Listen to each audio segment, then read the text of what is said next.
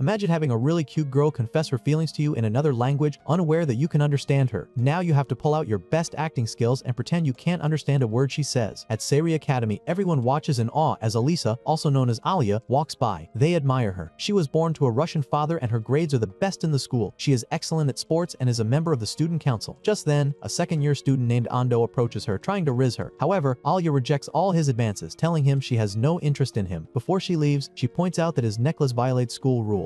Ando stands there speechless. As she walks into her classroom, everyone's eyes are on her, admiring her. When Alia takes her seat, she notices Masachika sleeping at his desk next to hers. She greets him, and when he doesn't respond, she hits his chair, startling him awake. Alia asks if he stayed up watching anime. Masachika explains that the anime finished airing late, and the episode discussion with his otaku buddy took longer than expected. Alia calls him insane, and he accepts it. Bro is still feeling sleepy when Alia makes a comment in Russian. He hides his shock and asks what she said, but she lies. As classes begin, Masachika realizes he forgot his workbook, and Alia allows him to join her. During class, Masachika starts dozing off again, and Alia pokes him. Coincidentally, it's when the teacher asks for an answer. So startled from Alia's aggressive poke, his arm is raised, and the teacher assumes he wants to answer. Masachika stands. He doesn't even know what the question is. When he looks to Alia for help, she points to the wrong answer. After he embarrasses himself, Alia correctly answers the question. Masachika is shocked by her betrayal, but she insists she was just pointing at the question. In the middle of their argument, she repeats a Russian word, calling him a cutie. Masachika turns red. When he asks what it means, she lies again. Little does she know, Masachika understands her perfectly. He is crashing out mentally but still keeping poker face. As a child, he often played with a Russian girl who lived near his grandfather's house, allowing him to pick up the language over time. Thanks to that, he can understand the cute Russian girl next to him who is fawning over him in Russian. Deciding to keep it a secret, he assumes she would be embarrassed to find out. The class bell rings, and Masachika pulls out his phone. Alia reminds him that using phones during school hours is prohibited, except in emergencies. Masachika claims it's an emergency, and when she asks why, he excitedly tells her he has rolled something good. Alia grabs his phone and sees a picture of Tsukuyomi, the goddess of the moon in Japanese mythology. She returns the phone to him, and as he continues to express his excitement, she tells him in Russian that she has silver hair too and calls him a cheater. Masachika is stunned and asks her what she said, but she lies once more. They engage in a playful word battle as he pretends to believe her translation. During lunch, Takeshi suddenly exclaims that he wants to be hot with the ladies, but both Masachika and Hikaru ignore him. Just then, the whole cafeteria's attention turns to the ladies from the student council as they walk in. Alisa Kuyo, Maria Kujo, who is Alisa's older sister, and Yuki Suo. Hikaru comments that the Kujo sisters are so pretty, and Takeshi adds that he'd love to know more about Maria. Hikaru informs him that Maria already has a boyfriend. She keeps turning down boys who ask her out, insisting that she is already dating someone. Masachika comments that whether or not she is dating, Takeshi doesn't stand a chance. Takeshi tells him not to get a big head just because he's friends with Alia. Masachika responds that Alia keeps snapping at him, but Takeshi says it's better than getting no response at all. Masachika feels it's thanks to the fact that he has been sitting next to her for more than a year. Takeshi then says that if he could shoot his shot with any of the three ladies, it would be Yuki, because she seems approachable and more gettable. Hikaru informs him that Yuki has turned down more guys than Alia has. As Yuki and Alia search for a place to sit, Yuki meets Masachika's eyes and approaches their table, asking if she can join them. Masachika and the boys agree, and Alia sits down too. Yuki comments that she got the same lunch as Masachika, and based on their interaction, Alia, clearly feeling jealous, questions whether they are friends. Yuki replies that they have known each other since childhood and have attended the same school together since preschool. She adds that she'd like to be friends with Alia, to which Alia responds that being friends with her wouldn't be fun. Yuki takes this as a positive response. Takeshi excuses himself, saying he's done with lunch, and Hikaru joins him, but Takeshi whispers to Masachika that the ladies are too shiny for him. No wonder he isn't popular with the ladies. After they leave, Yuki shifts closer to Masachika, making Alia even more jealous. Yuki asks him if he has considered joining the student council, but Masachika tells her he's not interested. Yuki then informs Alia that Masachika was her vice president in the student council when they were in middle school. This surprises Alia. Masachika quickly adds that it was only because Yuki asked him to run with her. Alia mutters something in Russian, violently chugs down her drink, and then slams the empty can on the table. After lunch, they say goodbye to Yuki. Alia questions, almost as if making a comment, if Yuki and Masachika are close. She adds that she never imagined any girl would want to be friends with him. Masachika points out that there's one right in front of him, her. Number her. Alia is confused for a moment, then accepts that they are friends before walking away while giggling internally. In the past, Masachika used to play with a Russian girl, and he learned some Russian from her, although he was a bit rusty. At night, they would say goodbye to each other, and she would give him a peck on the cheek. Masachika wakes up, recalling that he studied Russian diligently because he wanted to talk to her, but he doesn't even remember her name. He arrives early at school, as he is on cleaning duty with Alia. After taking care of a few things and admiring his work, Alia arrives. They greet each other, and Alia comments on how it's unusual for him to wake up early. Alia offers to wipe the board later in the day. As Masachika approaches her, he notices a stain on her socks and assumes she stepped in a puddle, but Alia informs him that a truck splashed water on her. She says she has spare socks with her and then uses this opportunity to ask Masachika about his former position in the student council. Alia suddenly starts pulling off her socks, startling Masachika, who tries to look away. However, when she notices he isn't looking at her, she becomes mischievous and asks him to grab her spare socks from her locker. Masachika agrees, and when he brings them to her, she asks him to put them on for her. Bro is shocked, mouth wide open shocked. Alia teases him a bit, calling him a coward. Masachika decides to help her out. The tables turn, and now she is the one feeling nervous, blushing and all. As he puts the socks on for her, his hand brushes against her leg, causing Alia to panic. She kicks him away, exposing herself, and then hurriedly exits the classroom, leaving him in pain. Later that day, Masachika texts his sister telling her he suspects he might have a thing for legs. Their conversation is headless and somewhat ridiculous. Eventually, Masachika follows Alia to apologize. When she gives him an opportunity to speak, she calls him a leg perv in Russian. He asks for her forgiveness, and she replies that she's not angry anymore. She apologizes for kicking him and asks if he's okay. When she tries to touch him, he gets nervous and his mouth starts running like diarrhea, thanking her for giving him a peek into the promised land. Alia becomes embarrassed and punches him away, cursing at him in Russian before running off. To her surprise, Masachika chases after her, still apologizing. After running around the school for 10 minutes, both of them are tired and take a break. As a peace offering, Masachika hands her favorite drink while being dramatic. She takes a sip and then offers it to Masachika, but in Russian. Masachika realizes she wants to indirectly get some mouth-to-mouth action. When he asks for the meaning of what she said, she lies once again. Masachika goes to help Yuki sort out things in the storage room where Alia is also present. After they finish, they all head to the student council office. Yuki and Alia thank Masachika for his help, and when Kenzaki, the student council president, arrives, he thanks Masachika as well. Before Masachika leaves, Kenzaki offers to buy him dinner. Masachika initially declines, but Yuki persuades him to go. Kenzaki also invites Yuki and Alia along. During dinner, they engage in a conversation about Masachika possibly joining the student council, and Masachika learns that Alia is running for student council president against Yuki. After dinner, they part ways, with Kenzaki walking Yuki home and leaving Masachika with Alia. Masachika walks Alia home before returning to his house. He sees a female shoe at the door and finds Yuki chilling on his couch. She welcomes him and tells him she'll be staying there for the night. Yuki is Masachika's little sister, but has been pretending to be his childhood friend at school. The next morning, Yuki wakes Masachika by sitting on him. She's quite the annoying sibling. She tells him that next time she will hide under his bed to scare him. They have plans for a date that day. While spending time together at the mall, Masachika and Yuki notice that Aya has been spying on them. Yuki decides to go talk to her, and Masachika has no choice but to tag along. Caught off guard, Aya says she spotted them a few minutes ago but couldn't find the right moment to say hi. They both know this is a lie. Aya claims she came for clothes shopping. Yuki invites her to have lunch with them, but Masachika refuses, saying the place serves super spicy ramen and that Yuki might not be able to handle it. Despite his concerns, she insists on joining them. When they arrive at the restaurant, Alia realizes, from the aesthetics of the place, that she is in for a huge mistake. However, her ego prevents her from backing out. Yuki explains the menu to Alia, who decides to order the least spicy option. Yuki and Masachika decide to go for the same thing too. While waiting for their meals, Alia notices that Yuki is dressed boyishly. Yuki responds that she was in bed with Masachika that morning, causing him to spit out the water he was drinking. She adds that she wanted to wear something different, so she borrowed one of his shirts. Masachika explains to Alia that Yuki just showed up at his place and jumped into his bed by herself. Alia doesn't buy it. Their meal is ready and Alia is scared to even try it. She summons courage and takes a first bite. She clearly cannot handle the spice but tells Masachika she's okay when he asks. She continues to torture herself with the food even when Masachika asks her to stop. Yuki then suggests she add a seasoning to make it even spicier, wearing an evil face. Alia reluctantly agrees, saying that one drop won't kill her, but it almost does as she can't help but scream in agony moments later. Masachika has to get her ice cream to calm her nerves while Yuki goes off to buy something. Masachika uses this time to ask Alia why she wants to be the student council president. She snaps that she does not need a reason to aim higher. When he inquires if she has a running mate, she tells him she would just pick a random person, as she only needs a vice president on paper. Masachika has flashbacks of when his sister was running for president. Once Alia finishes, she asks Masachika to help her shop for clothes. Knowing she doesn't have friends to join her, Masachika agrees to help. While shopping, Alia wonders why Masachika is being so nice. She assumes it's because he doesn't think she stands a chance at becoming president. Alia picks out numerous outfits to try on, and Masachika has to tell her what he thinks of each one. Determined to impress him with her fashion sense, she changes into the first outfit, not sure of what Masachika's reaction would be. To her surprise, Masachika tells her she looks great and compliments her very well. Alia is shocked by his response, and Masachika is also pretty embarrassed. Alia confesses that she didn't know Masachika had it in him to compliment a girl right, but she thinks he probably got used to it because of Yuki. She continues to try on different outfits, and Masachika praises her each time, boosting her confidence. For her next outfit, she chooses something smaller and a bit revealing, thinking that Masachika would like it. Just as she poses for him, she realizes Yuki is there too. Embarrassed, Alia quickly retreats, hugging her knees and wishing to disappear in Russian. Masachika interprets what she said to Yuki. On the train ride home, Alia is still feeling embarrassed. When Yuki and Masachika get off at their stop, Alia doesn't think much about it and says goodbye, only to realize moments later that they both got off together. Alia gets home, and Maria greets her with a hug. Maria asks how her day went, and Alia shares that she met Masachika and Yuki. She seems rather down, and Maria notices that Alia gets worked up when it comes to Masachika. Maria expresses her happiness that there is finally a boy who can move Alia's heart and asks if Alya likes him. Alya insists that they are just friends. Alya then narrates to Maria how they became friends. 6 years ago in Russia, Alya's class was assigned a group project, and she was excited about it. She went around making research, but her group members slacked off, claiming they had plenty of time. They even got into a fight because of it. Eventually, another group performed better and got the best results. Alya felt upset that her group hadn't taken the project seriously, but she blamed herself for expecting more from them. She concluded that no one shared her level of drive and then decided to do everything by herself. Fast forward to when she transferred to RIZZ Academy, everyone was impressed that she passed the very difficult transfer exams. In class, she noticed Masachika sleeping beside her and decided to wake him up. They introduced themselves, and Alya observed that in different classes, he either forgot his textbook, was too lazy to run, or was asleep.